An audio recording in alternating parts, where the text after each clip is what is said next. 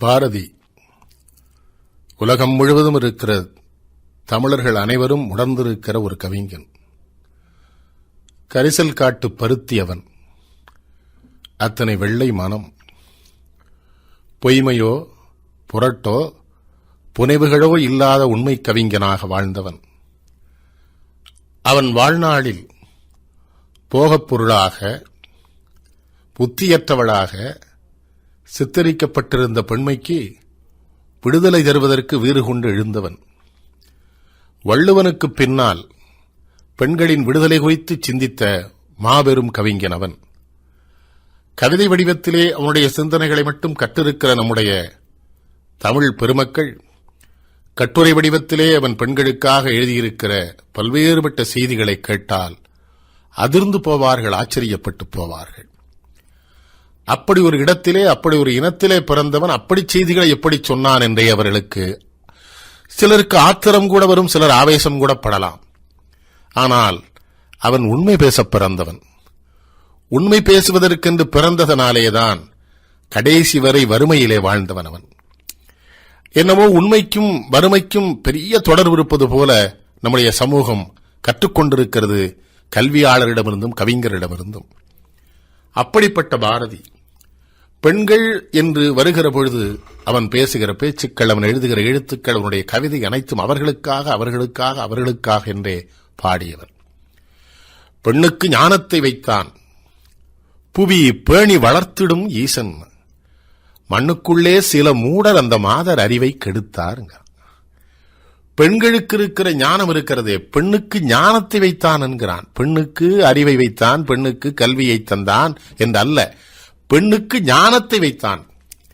அறிவின் முதிர்ச்சியிலே ஞானப்பிழம்பாகத்தான் மனிதர்கள் ஆவார்கள் என்கிற பொழுது பெண்ணுக்கு மட்டும் நேரடியாக ஞானத்தையே தந்தான் இறைவன். ஒரே ஒரு காரணம், புவியை பேணி வளர்க்கிற பொறுப்பு அவர்கள் கையிலே ஒப்படைக்கப்படுகிறது என்கிற நம்பிக்கையிலே இறைவன் தந்தது. ஆனால் மண்ணுக்குள்ளே சில மூடர் அந்த மாதர் அறிவை கெடுத்தார். அவருக்கு வருத்தம் வருகிறது. இது சரிதானா? கண்கள் இரண்டினில் ஒன்றை குத்தி காட்சி கெடுத்திடலாமோன்னு கேட்கிறான்.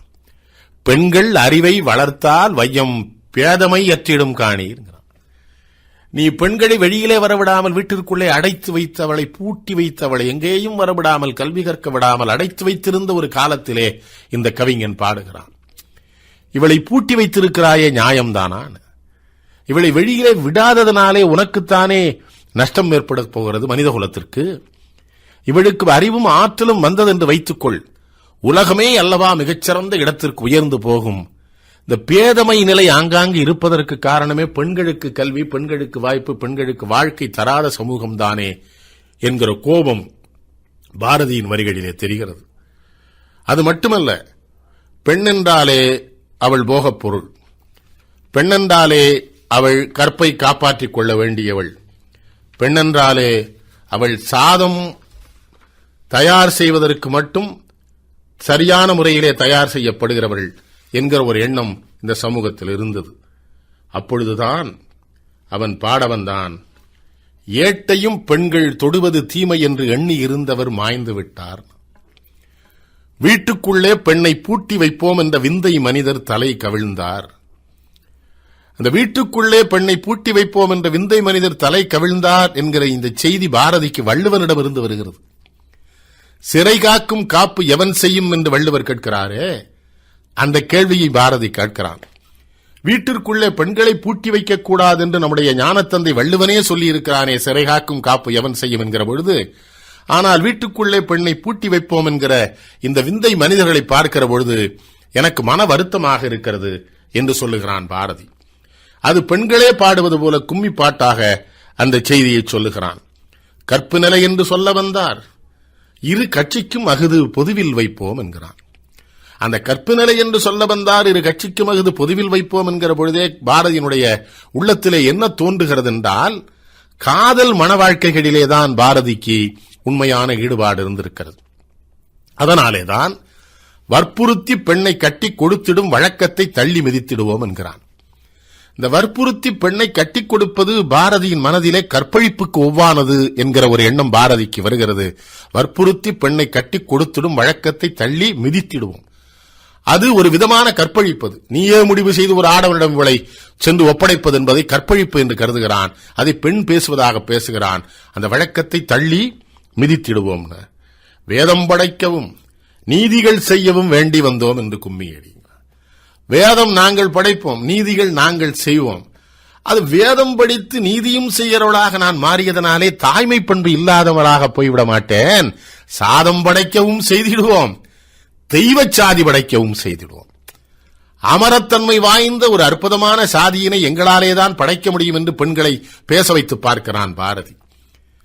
எங்கே எல்லோரும் அமரநிலை எய்தும் நன் முறையை இந்தியா உலகிற்கழிக்கும் என்று சொன்னவன், ஆம் இந்தியா உலகிற்கழிக்கும் என்று சொன்னவன், ஆம் இந்தியா உலகிற்கழிக்கும் என்று சொன்னவன், அப்படி எல்லோரும் அமரநிலை எய்தும் நன் முறையை இந்தியா உலகிற்கழிக்கும், இந்தியாவிற்கு அந்த நிலையை பெண்கள் தான் அளிப்பார்கள் என்று சொல்லுகிறான். சாதம் படைக்கவும் செய்திடுவோம், தெய்வ சாதி படைக்கவும் செய்திடுவோம். பட்டங்கள் ஆழ்வதும் சட்டங்கள் செய்வதும் பாரினில் பெண்கள் நடத்த வந்தோம். எட்டும் அறிவினில் ஆணுக்கு பெண் இங்கு இழைப்பில்லை காண் என்று கும்மியடி. ஒரு உண்மையை தெரியாமல் நம்முடைய சமூகம் பேசிக் கொண்டிருக்கிறது. சமணர்களிடம் நான் பேசுகிற பொழுது அவர்கள் என்னிடம் சொல்வார்கள், பெண்கள் நம்மை விட அரை புத்தி அதிகமானவர்கள், ஆகவே நாங்கள் அடக்கி வைத்திருக்கிறோம் என்று. பாரதிக்கு அது தெரிகிறது. எட்டும் அறிவினில் ஆணுக்கு பெண் இங்கு இழைப்பில்லை காண் என்று கும்மியடிகிறது. அதோடு நிறுத்தவில்லை. திருமணம் எப்படி இருக்க வேண்டும் என்று பெண்கள் முடிவு செய்ய வேண்டும் என்கிறான் பாரதி. எப்படி உன் திருமணம் தந்ததாய் பார்ப்பதா? இல்லை, காதல் ஒருவனை கைப்பிடித்து. காதல் ஒருவனை கைப்பிடித்து எதற்கு? அவனுக்கு மனைவியாக வீட்டிலே சோறு பொங்கி போடுகிறவர்களாக பிள்ளை ஒரு யந்திரமாக வாழ்வதற்காக இல்லை, அவன் காரியம் யாவினும் கை கொடுத்து. அவன் காதல் ஒருவனை கைப்பிடிப்பது மட்டுமல்ல, அவன் காரியம் யாவினும் கை கொடுப்பதுதான் என்னது? மாதர் அறங்கள். அதுதான் மாதருடைய அறங்கள். பழமையை காட்டிலும் மாண்புறச் செய்வோம். முன்னைய காலத்தில் வாழ்ந்த பெண்களை விட முறையாக சரியாக பெண்களுடைய அறங்களை நிறுத்துகிறவர்களாக நாங்கள் இருப்போம். அதற்கு எங்களுக்கு வேண்டியது காதல் ஒருவனை கைப்பிடித்து அவன் காரியம் யாவினும் கை கொடுக்கிற வாழ்க்கையை நாங்கள் பெறுவோம் என்று அந்த கும்மிப்பாட்டிலே பெண்களை பாட வைத்து மகிழ்கிறான். அவன் மனசுக்குள்ளே அப்படி ஒரு ஆசை, இந்த பெண்கள் இப்படித்தான் இருக்க வேண்டும், இந்த பெண்கள் இப்படித்தான் வளர வேண்டும், இந்த பெண்களுக்கு இப்படி விடுதலை வந்து அவர்களே எல்லாவற்றையும் செய்கிற இடத்திற்கு அவர்கள் வள வேண்டும் என்று. ஆணும் பெண்ணும் நிகரெனக் கொள்வதால் அறிவிலோங்கி வையம் தழைக்குமாம். பூணு நல்லறத்தோடு இங்கு பெண்ணுரு போந்து நிற்பது தாய் சிவசக்தியாம்.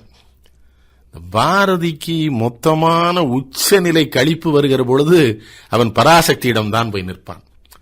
அவனுக்கு பராசக்தியை பார்க்கிற பொழுதெல்லாம் அபிராமி பட்டரை போல அவள்தான் எல்லாம் என்று கருதுகிறவனாக பாரதி வாழ்ந்திருக்கிறான். இவள்தான் எல்லாம், இவளே எல்லாவற்றுக்கும் முடிவு, இவளாலேதான் எல்லாம் செய்ய முடியும். ஆகவே அன்னை பராசக்தி தான் இறைவர்களுக்கெல்லாம் மூத்தவள், அவளாலேதான் எல்லாம் செய்ய முடியும் என்றால் அந்த வடிவத்திலே வந்திருக்கிற பெண்கள் எல்லாம் செய்ய இயலும் தானே. அந்த பெண்களை ஏன் இந்த சமூகம் கூறும்? அதான் நாணமும் அச்சமும் நாய்கட்கு வேண்டுமாம். ஏன்னா நம்முடைய தமிழ் அறிஞர்கள் நாணம் அச்சம் மடம் பயிர்ப்புன்னு ஒரு 4 வச்சு சொல்லுவான். அவனுக்கு அது கோபம் வருதே. நாணமும் அச்சமும் நாய்கட்கு வேண்டுமாம்.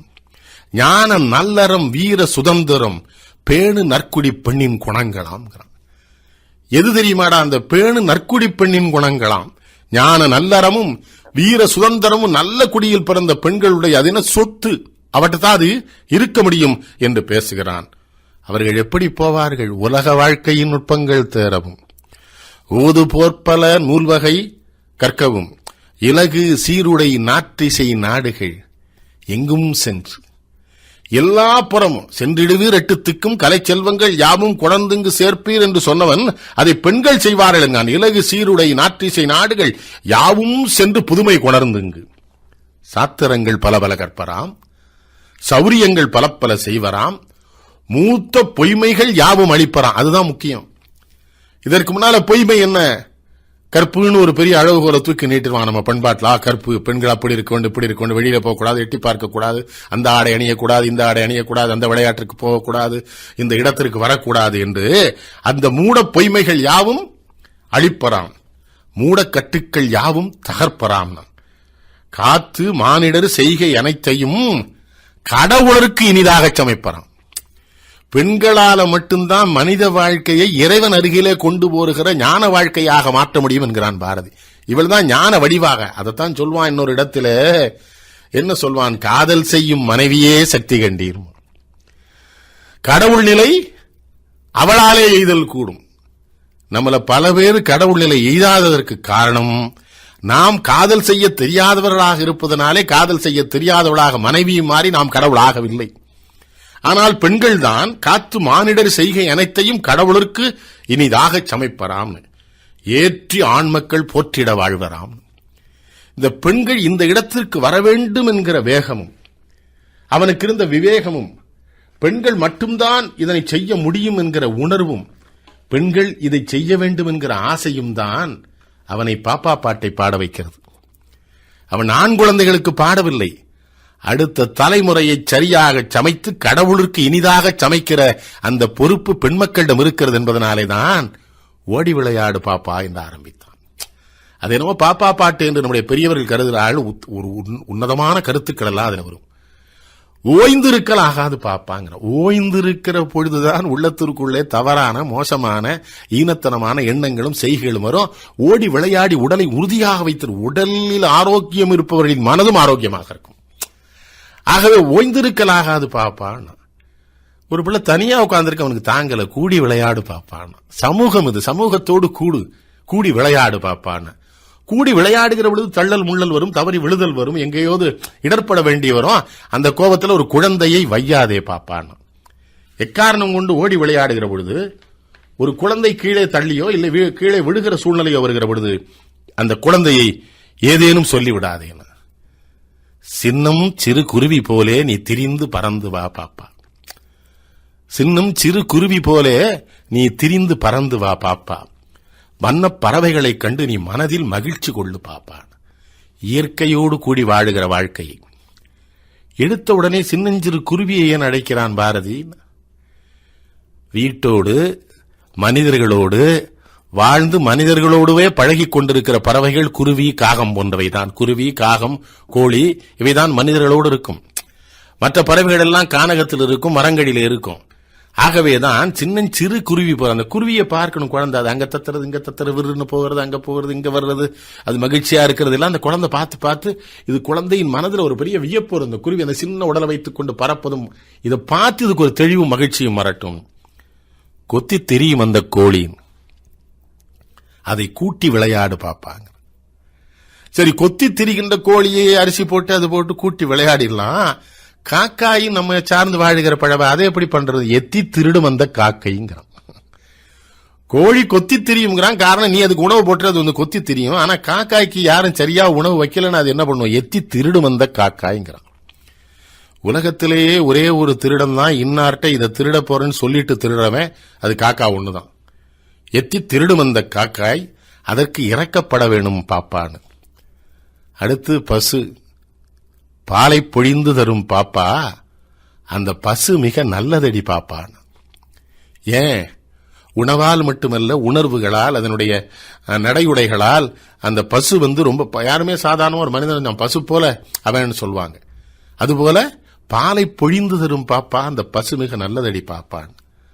வாலை குலைத்து வரும் நாய்தான், வாலை குலைத்து வரும் நாய்தான், அது மனிதருக்கு தோழனடி பாப்பா. இது நாலடியார்ல ஒரு பாட்டு வரும். யானை அணையர் நண்பு ஒரி, நாய் அணையர் கேண்மை தழியை குழல் வேண்டும். யானை அறிந்தறிந்தும் பாகனையே கொல்லும், எரிந்தவேல் மையதா வால் குலைக்கும் நாய்னு நாலடியார்ல ஒரு பாட்டு வரும். யானையை போன்றவங்கிட்ட நண்பு வச்சுக்கிறாரு, அது வந்து எந்த நேரத்திலையும் பாகனை கொண்டு போடும். நாயனையர் நண்பு வச்சுக்க, அவங்க எப்படின்னா, நாய் என்ன பண்ணும்னா, நீ வளர்த்துட்டேன்னா ஒரு வேலையே கொண்டு அது மேல எரிஞ்சிறேன், அந்த வேலோட வந்து உன்ட்ட வால் ஆட்டிக்கிட்டு நிற்கும். அதனால நாய் மாதிரி ஆட்ட நட்பு வச்சுக்கோங்கிறான். அதை சொல்றான் பாரதி. வாலை குலைத்து வரும் நாய் தான், அது மனிதருக்கு தோழனடி பாப்பா. நீங்க வேற எந்த உயிரி வளர்ப்பு, அந்த நாயை வளர்த்து பார்க்கிறவர்களுக்கு தான் அந்த அனுபவம் அவனுக்கு தெரியும். அடுத்து சொல்றான், காலை எழுந்தவுடன் படிப்பு. பலர் என்கிட்ட கேட்கிறாங்க, உங்களுக்கு எப்படி இத்தனை பாடல் நினைவில் இருக்குன்னு. அதற்கு முக்கிய காரணம் அதிகாலையிலே நான் படிப்பது. உறங்கி எழுந்தவுடன் மனசுல உடம்புல ஒரு தெளிவு இருக்கும். அப்ப படிக்கிற பொழுது மனசுல ஏறும். ஊர் உலகத்துல சத்தம் இல்லாம இருக்கும், ஓசை இருக்கும். வேணா எங்கேயாவது ஒரு அக்கா குருவி சத்தம் கொடுக்கும், இல்ல எங்கேயாவது ஒரு குயில் சத்தம் கொடுக்கும். இத்தனை நகர நெருக்கடிகளிலே இன்னும் குயில்களும் அக்கா குருவிகளும் இருக்கின்றன என்பதே ஆச்சரியம். அந்த சத்தத்துல காலையில படிக்கிறோம் பாருங்க, எந்த தொந்தரவும் இருக்காது. தொலைபேசி அழைப்பு இருக்காது. துன்பப்படுத்துகிற நண்பர்களோ துரோகிகளோ அந்த நேரத்தில் நம்ம பேச மாட்டாங்க. நினைக்கிற காலை எழுந்தவுடன் படிப்பு. இந்த இரவு படிக்க சொல்றாங்க பாத்தீங்களா, அந்த காலத்துல டீயை போட்டு வச்சுட்டு குழந்தைகள், அது பெரிய தப்பு. பாரதி காலை எழுந்தவுடன் படிப்பு. பின்பு கனிவு கொடுக்கும் நல்ல பாட்டு. கனிவு கொடுக்கும் மறந்துடக்கூடாது, நல்ல பாட்டு ரெண்டையும் சேர்த்துறான். எது கனிவு கொடுக்கும்? நல்ல பாட்டு தான் கனிவு கொடுக்கும். கொடுக்கலன்னா நல்ல பாட்டு இல்ல. அப்ப எது கனிவு கொடுக்கும் நல்ல பாட்டுன்னா திருமறைகள், தேவாரங்கள், திருவாசகங்கள், திருவாய்மொழி போன்றவற்றை. வேற பாடல்கள் இப்பொழுது இருக்கிற மற்ற அந்த கூத்து பாடல்களை அல்ல, கனிவு கொடுக்கும் நல்ல பாட்டு. அடுத்து என்ன பண்ணணுங்கிறான்? மாலை முழுதும் விளையாட்டு. மாலையில வேற வேலை. ஏன்னா பள்ளிக்கூடம்ங்கிற கூண்டுக்குள்ள அடவிட்டு விடுதலை பெற்று வருகிற குழந்தைகள் முதல்ல சொன்னா பாத்தீங்களா, சின்னஞ்சிறு குருவி போல நீ தெரிந்து பறந்து வா பாப்பா, மாலை முழுதும் விளையாட்டு என்று வழக்கப்படுத்திக் கொள்ளு பாப்பா. இதை வழக்கப்படுத்திட்டேன்னு வச்சுக்க, வாழ்க்கை சிறந்துரும், கல்வியும் வந்துடும், நினைவாற்றல் பெருகும், உடல் உறுதிப்படும். உடல் உறுதிப்படுகிற பொழுது நல்ல மனது இருக்கும், சமூகம் நல்ல வளரும். அடுத்து என்னது? பொய் சொல்லக்கூடாது பாப்பா. பொய்யை விட கொடுமை என்னது? என்றும் புறஞ்சொல்லலாகாது பாப்பா. சரி, பொய் சொல்லுதல் புறம் சொல்லுதல் என்கிற இந்த மனித பலவீனங்களை எல்லாம் விட்டவளாக நீ இருந்தா என்றால் தெய்வம் நமக்கு துணை பாப்பா. அப்படி இருக்கிறவங்களுக்கு தெய்வம் என்ன பண்ணும்? அது துணை செய்யறதுக்கு அது வருமா? நீ தெய்வத்தை கூப்பிடவே வேண்டாம். இந்த நல்ல பழக்கங்களை வச்சுக்கிட்டா தெய்வம் உனக்கு துணையாக வந்து நிற்கும். ஒரு தீங்கு வர மாட்டாது பாப்பா. அடுத்துதான் பெண்களுக்கு மிகச்சிறந்த விஷயம் ஒண்ணு சொல்றான். பாதகம் செய்பவரை கண்டால் நீ பயம் கொள்ளலாகாது பாப்பா. பயப்படல இங்குது பொண்ணு, பயப்படலன்னு போயிடக்கூடாது. மோதி மிதித்து விடு பாப்பா. அவர் முகத்தில் நீ மோதுகிற வேகத்தில் அவன் கீழே விழுந்துடணுமா. அப்புறம் மிதிங்க, நெஞ்சில கால் வச்சுக்கோ. அவன் முகத்தில் உமிழ்ந்து விடு. முகத்துல துப்பு. அடிச்சிராத, கொன்னுராத, கழுத்தை வெட்டிராத. ஏன்னா பெண் குழந்தை அவ்வளவுதான் செய்ய முடியும். மிதி, முகத்துல காரி உமிழ்ந்துரு. ஒரு பெண் குழந்தை முன்னால அவமானப்பட்டா அவனுக்கு அந்த உணர்வு வரும், தப்பு பண்ணிட்டோம், இனிமே இதை செய்யக்கூடாதுன்னு. முகத்தில் உமிழ்ந்து விடு பாப்பா என்றான். இப்பொழுது நான் தமிழ் சமூகத்தை பார்த்து மனம் நொந்து இந்த வரிகளை பாரதி சொல்லி இருக்கிறான் என்று சொல்ல வேண்டி இருக்கிறது. சொல்லில் உயர்வு தமிழ் சொல்லேங்கிறான். அதை தொழுது படித்திடடி பாப்பா. சொல்லிலேயே உயர்வானது தமிழ் சொல்லுதான் கண்ணே, அதை தொழுது படித்திருக்கிறான். ஏன்? யாமறிந்த மொழிகளிலே தமிழ் மொழி போல். அவனுக்கு ஒரு மொழி தான் தெரியுமா? இல்ல 8 மொழி தெரியும். வடமொழி, லத்தீன், பிரெஞ்சு, கன்னடம், தெலுங்கு, மலையாளம், ஆங்கிலம், துடு, தமிழ். 8 மொழியும் சும்மா படிக்கல, கற்று துறை போனதற்கு பிறகுதான் யாம் அறிந்த மொழிகளிலே தமிழ் மொழி போல்ங்க. நான் பாரதியோடு பேசுவது உண்டு, கேட்டேன். மன்னர்களும் மடாதிபதிகளும் தானே யாம்னு சொல்ல முடியும் பாரதி, நீ யாம்ங்கிறிய என்னன்னா? தமிழில அறிஞனாகவும் கவிஞனாகவும் புலவனாகவும் இருக்கிற என்னை தவிர வேறு எவனுக்கடா யாம் என்று சொல்லுகிற தகுதி இருக்கிறது? மன்னர்களுக்கும் மடாதிபதிகளுக்கும் கிடையாது, எனக்கு மட்டும்தான் உண்டு. யாம் அறிந்த மொழிகளிலே தமிழ் மொழி போல். குழந்தைக்கு சொல்றான், பெண் குழந்தைக்கு, சொல்லில் உயர்வு தமிழ் சொல்லை, அதை தொழுது படித்துடடி பாப்பா. இப்படி சொன்ன உடனே மாநிலம், இனம், மொழி, உணர்வு வந்துருமோன்னு அடுத்த வார்த்தை சொல்லலாம். செல்வம் நிறைந்த இந்துஸ்தானம். உடனே அங்க கூட்டு போறான். செல்வம் நிறைந்த இந்துஸ்தானம், அதையும் தினமும் தொழுதுடடி பாப்பா. கடைசியா இந்த சமூக கொடுமை, எந்த கொடுமைகளை எல்லாம் அவன் தன் கண்ணாலே கண்டு தன்னையே மாற்றிக்கொண்டானோ, தன் ஆடை அலங்காரங்களை, அந்த அனுஷ்டானங்களை, பூஜை புனஸ்காரங்களை ஒதுக்கி தள்ளினானோ, அதற்கு காரணமாக எது இருந்ததோ அதனை சொல்லிக் கொடுக்கிறான். சாதிகள் இல்லை அடி பாப்பா. குலத்தாழ்ச்சி உயர்ச்சி சொல்லல் பாவம். அப்ப யாரு பெரியவங்க? நீதி, உயர்ந்தமதி, கல்வி, அன்பு நிறைய உடையவர்கள் மேலோர். இவங்க மட்டும்தான் மேலோர், மற்ற யாரும் மேலோரே கிடையாது என்று சொல்லிவிட்டு உயிர்களிடத்தில் அன்பு வேணும். உயிரிடத்தில் அன்பு. தெய்வம் உண்மை என்று தானே, எதுவெல்லாம் உண்மையோ அதுவெல்லாம் தெய்வம். ஆன்மீகம் என்பதற்கு அர்த்தமே புரியாமல் தேங்காய் பழம் உடைப்பது, பத்தி கொளுத்துவது என்று நம்முடைய பெருமக்கள் அலைகிறார்கள். ஆன்மீகத்திற்கு உண்மையான அர்த்தமே உண்மையை தேடுவது, கண்டறிவது. அப்ப எது உண்மையோ அது தெய்வம். தெய்வம் உண்மை என்று தானறிதல் வேண்டும். வைரமுடைய நெஞ்சு வேணும். வைரம் பாய்ந்த நெஞ்சிருக்கிறவர்களால தான் எளிதில் மிகப்பெரிய வெற்றிகளை சமூகம் குறித்த சிந்தனையோடு பெற முடியும்னால வைரம் இது வாழும் முறைமையடி பாப்பான்னு பெண் குழந்தைக்கு அவன் சொல்லித் தந்தான். ஏனென்றால் எதிர்கால சமூகம் பெண்களின் கையிலே தான் இருக்கிறது. இவர்கள் உருவாக்குகிற, இவர்கள் வளர்க்கிற, இவர்கள் கொண்டு நமக்கு தருகிற அந்த குழந்தைகள் தான் எதிர்கால சமூகத்தின் தலைவர்களாக இருக்க போகிறார் என்பதற்காக பெண்களுக்கு, ஆண் மக்களுக்கு அல்ல அந்த பாட்டு, தன் மகளுக்காகவே பாடிய பாட்டது. அதிலேதான் பெண்மை வாழ்கென்று குத்திடுவோமடா, பெண்மை வெல்கென்று குத்திடுவோமடா, தன்மை இன்ப நற்புண்ணியம் சேர்ந்தன தாயின் பேரும் சதி என்ற நாமமும். தாயின்னு சொல்லிட்டு தாரத்தை விட்டுறல, தாயின் பேரா சதி என்ற நாமமா. இது ரெண்டுமே என்னது? நமக்கு தெய்வ புகழை கொண்டு சேர்த்து தருவது, வலிமை சேர்ப்பது தாய்மொழி பாலடா. அதான் இப்ப உலகம் முழுவதும் விளம்பரம் போடுறாங்க. தாய்ப்பாலை விட சிறந்த சக்தியுள்ள உணவு வேறு. அவன் எப்ப சொல்லிருக்கான்? வலிமை சேர்ப்பது தாய்மொழி பாலடா. அவ்வை சொல்றாத கொன்றை வேந்தன்ல, தாய்ப்பால் குடித்து எவன் அதிகம் வளர்றானோ உலகத்தில் எந்த சுமையும் அவனால் சுமக்க முடியுங்கிறான். யார் அவ்வை? அதை சொல்ல. வலிமை சேர்ப்பது, மானம் சேர்ப்பது மனைவியின் வார்த்தைகள். மனைவி தான் ஒரு மனுஷனை உருவாக்க முடியும், சரியாக்க முடியும், தெளிவாக்க முடியும். ஏன்னா அவள் காதல் செய்யும் மனைவியா இருக்கனால நம்மளை கடவுள் நிலை எய்த வைப்பா. ஆகவே வலிமை, மானம் சேர்ப்பது மனைவியின் வார்த்தைகள். பெண்கள் அறத்தினை ஆண் மக்கள் வீரம்தான், பேணுமாயின் பிரிதொரு தாழ்வில்லைங்கிறான். பெண்களை ஒழுங்கா முறையாசி வீட்டில் வச்சுக்கிட்டேன்னு வச்சுக்க, அப்புறம் உலகத்தில் உனக்கு வெற்றிக்கு எந்த குறையும் கிடையாது. 102 மலைகளை சாடுவோம், நுண்ணிடை பெண் ஒருத்தி பணியிலேங்கிறான். காற்றிலேறி விண்ணையும் சாடுவோம், காதற் பெண்கள் கடைக்கன் பணியிலே. அன்னமூட்டிய தெய்வ மணிக்கை ஆணை காட்டி அனலில் விழுங்குவோம். அனலை சாப்பிட்டுருவோம்டா. எங்க அம்மா கூட்டு சோறு போட்டு என் தாய் கூட்டு அனலை கொடுத்தான்னு வச்சுக்க, என்னால சாப்பிட முடியும். பெண்களை குறித்த அவனுடைய சிந்தனைகளை கட்டுரையிலே படித்தால் வியந்து போகும். தந்தை பெரியார் இப்பொழுது சொன்ன அனைத்தையும் அவன் அந்த காலத்திலேயே சொல்லியிருக்கிறான். பெண்கள் ருதுவாவதற்கு முன்பு அவர்களை திருமணம் செய்து கொடுக்காதே. திருமணம் ஆனதற்கு பிறகு அந்த கணவன் வேண்டாம் என்றவள் சொன்னால் அவளை அந்த கணமே விலகி வாழ அனுமதி. பெண் திருமணமே வேண்டாம், ஒரு நிறுவனத்திற்கு தலைமை தாங்கி நடத்துகிறேன் என்கிறாளா, அவளை அனுமதி. ஆண்களோ பெண்களோ விதவைகளாயும் அவரவர் வயதுக்கேற்ற ஆண்களையோ பெண்களையோ திருமணம் செய்து கொள்ள அனுமதி. பெண்ணை விதவையாக வைத்திருக்காதே, அவளை விதவை என்று கொடுமைப்படுத்தாதே, அவளுக்குரிய வாழ்க்கையை அவளுக்கு அளித்து விடு. ஏ மனிதனே, கோவில்கள் சேரும் சென்று வணங்குகிறாயே, ஆண்டவனோடு அங்கே பெண்ணும் ஒருத்தி நின்று கொண்டிருக்கிறாள் அல்லவா?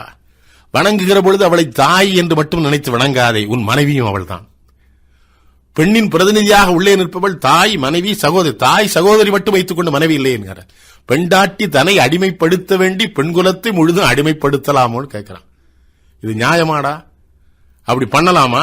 அப்படி பண்ணுவீர்கள் என்றால் நீ எப்படி உன் தாயை மதிக்க முடியும்? மனைவிக்கு மரியாதை கொடுக்காதவனால் தாய்க்கு ஒரு காலமும் மரியாதை கொடுக்க முடியாது. உன் கடவுளே சரியா இருக்கானேங்கிறான்.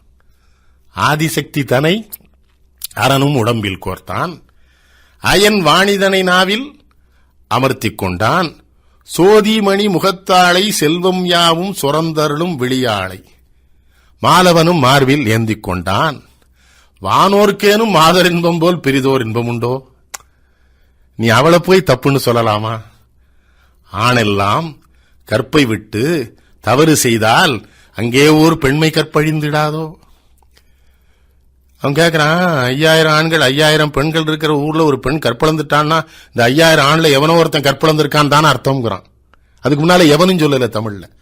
ஆணெல்லாம் கற்பை விட்டு தவறு செய்தால் அங்கே ஒரு பெண்மை கற்பழிந்திடாதோ? நாணத்த வார்த்தை என்றோட நாணம் இல்லாம பேசுறீங்களா ஆம்பளைல? என்னடா யோகியத்துல பேசுற? எவனோ ஒரு பேர் தப்பு பண்ணிருக்கான், அவனை பிடிச்சு உதங்கிறான். நாணத்த வார்த்தை என்றோ. வீட்டை சுட்டால் நலமான கூரையும் தான் எரிந்திடாதோ? அதுக்கு அடுத்து ஒரு செய்தி சொல்றான். அந்த செய்தி ரொம்ப புதுமையான புரட்சிகரமான கருத்து. நம்முடைய பெருமக்கள் பல பேர் பாரதியை பற்றி எழுதும் பொழுது மறைத்து மறைத்து எழுதுகிறார்கள். பேணும் ஒரு ஆண்மகனின் காதலினை வேண்டி என்றோ பெண்மக்கள் கற்பு நிலை பரளுகின்றார். ஒரு பெண்ணு கற்புல இருந்து பிறந்துட்டான்னு சொல்லாதடா, பேணணும்டா, பெண்ணை பேணணும். ஸ்கூட்டரை 7 மணி நேரம் துடைக்கிற, கார் 8 மணி நேரம் துடைக்கிற, டிவியை துடைக்கிற ஒரு உயிர் உன்னோடு வாழ வந்திருக்கிறது, இன்னொரு வீட்டுல பிறந்து வளர்ந்து வாழ வந்திருக்கிறது. அதை பேணணும், பேணி வச்சுக்கணும்னு உனக்கு முடியலன்னு வச்சுக்க. பேணுகிற முறையான வேலையை நீ செய்யாத பொழுது யாரேனும் ஒருவர் அவளை பேணுவாள் என்று சொன்னால் அவ போயிடத்தான் செய்வா. அதை கற்புன்னு எல்லாம் சொல்லி பேசாதீங்கடா. பேணும் ஒரு ஆண்மகனின் காதலினை வேண்டி. சும்மா எந்திரமா மனைவியை வச்சிருக்க கூடாது. காதலிக்கண்டா, மனைவியை காதலிக்க கற்றுக்கிட்டேன்னு வச்சுக்க. அவ ஏன் கற்பு நிற பரடுறா? அதுக்கு காரணம் நீ காணுகின்ற காட்சியெல்லாம் மறைத்து வைத்து கற்பு கற்பு என்று உலகோர் கதைக்கின்றாரேங்கிறான். இந்த கதைக்கின்றாரேங்கிற வார்த்தை யாழ்ப்பாணத்து வார்த்தை. யாழ்ப்பாணத்து தமிழர்கள் தான் பேசும்போது நானும் அவனும் கதைச்சு கொண்டிருந்தோம், பேசி கொண்டிருந்தோம். இதெல்லாம் மறைச்சிட்டு பிறகு என்னடா கற்பு கற்புன்னு பேசுறீங்க, அறிவு கட்டவனுங்களாங்கிறான் தமிழனை பார்த்து. என்னடா கற்பு? அவனுக்கு யாரு கற்பனப்படுவது சொல்திறம்பாமை. அவங்க அம்மா அவைட்ட வாங்கியிருக்கான். சிறை காக்கும் காப்பு எவன் செய்யும் மகளிர் நிறை காக்கும் காப்பே தலைங்கிறது என்னது? பூட்டி வச்சுலாம் பொம்பளைய, அவளுக்கு உணர்ச்சி உள்ளம். எப்ப சொல்லியிருக்கான் பாருங்க வள்ளுவம். பூட்டிலாம் வைக்காத, அவளுக்கு உணர்ச்சி இருக்கு, உடல் இருக்கு, அவளும் மனித உயிர்னு சிந்திங்க, அவளை காப்பாத்திக்கிடுவான்னு சொன்னா பாருங்க. அதுல வாங்கினது வேணும் ஒரு ஆண்மகனின் காதலினை. அதை விட சிறப்புங்க, கண்ணன் மனநிலையை தங்கமே தங்கம்னு பாடுவான். அதுல பாடிக்கிட்டே வருகிற பொழுது அவனுக்கு ஒரு எண்ணம் வந்துடும். இது என்னடா இந்த நாட்டில் ரொம்ப நாளா அவர் இல்லைன்னா நானுமே வாழவே மாட்டேன், அவன் என்ன கைவிட்டானா நான் செத்து போயிடுவேன், இல்லைன்னா சிதையில ஏறிடுவேன், அப்படித்தானே இந்த பெண்கள் பாடிட்டே இருக்காங்கன்னு புதுசா பாட வைக்கிறான். கன்னியராக தங்கமே தங்கம் நாங்கள் வாழ்ந்துட முடியும். ஆனா அவன்கிட்ட சொல்லுரு, அந்நிய மன்னர் மக்கள் பூமியில் உண்டு என்று அதனையும் அவனிடம் சொல்லிவிடடி. காதலிச்சாச்சு, கூட இருந்தாச்சு, சரியா வரலன்னு வச்சுக்க. வேற மன்னர்களும் இருக்காங்க, மக்கள் இருக்காங்க. வேறொரு ஆடவனோடு என்னால் வாழ முடியும் என்று பெண்ணை முதலாக பேச வைத்தவன் பாரதி. அதுக்கு முன்னால என்ன பண்ணுவாங்க, நாங்க இவனுக்காகவே தான் இருந்தோம், இவனுக்காக இருந்து நாங்க இறந்து போயிருவோம், இவனோட சேர்ந்து இறந்துருவோம், இவன் எண்ணத்தோட இறந்து போகும், இவன் நினைவிலேயே நாங்கள் வாழ்வோம்னு சொன்ன பெண்களை அந்நிய மன்னர் மக்கள் பூமியில் உண்டு என்று அதனையும் போய் அவனிடம் சொல்லிவிடடி என்று ஒரு புதிய செய்தியை அவனாலே சொல்ல முடிகிறது. அது மட்டுமல்ல, எது நடந்தாலும் பெண் தெய்வங்களால் நடந்தது என்று பேசுகிறவன். பிஜி தீவிலே கூலி தொழிலாளிகளாக போன நம்முடைய பெண்கள் படுகிற கஷ்டத்தை பார்த்து அவன் அழுவான். என்ன வருத்தம் வரும் பாருங்கள். அவன் அங்கே இருந்தவர்கள் என்ன கரும்பு தோட்டத்திலே அவர் கால்களும் கைகளும் சோர்ந்து விழும்படி வருந்துகின்றனரே. அவர் விம்மி விம்மி விம்மி விம்மி அழும் குரல் கெட்டிலையோ காற்றேம்மா. அப்ப அந்த காற்று அவனுக்கு பதில் சொல்லுது, அவர்கள் விம்மி அளவும் திறம் கெட்டு போயினருங்குது. எப்படி எழுதுறான் பாருங்க. நேற்று வரை அவர்கள் விம்மி விம்மி அழுதது என் காதிலே விழுந்ததை காற்றே நீ கொண்டு வந்தாய இன்றைக்குங்கிறான். அவர்கள் விம்மி அளவும் திறங்கெட்டு போயினர், அழுதிருந்தா தான் நான் கொண்டு வந்திருப்பேன்னு காற்று சொல்லுது. அப்படி காற்றிடம் கேட்டு நம்முடைய பெண்கள் உலகத்திலே கூலி தொழிலாளிகளாக அவதிப்பட்டதையும் பார்த்து வருத்தப்பட்டவன். பெண்ணை தெய்வம் என்று கருதச் சொன்னவன்.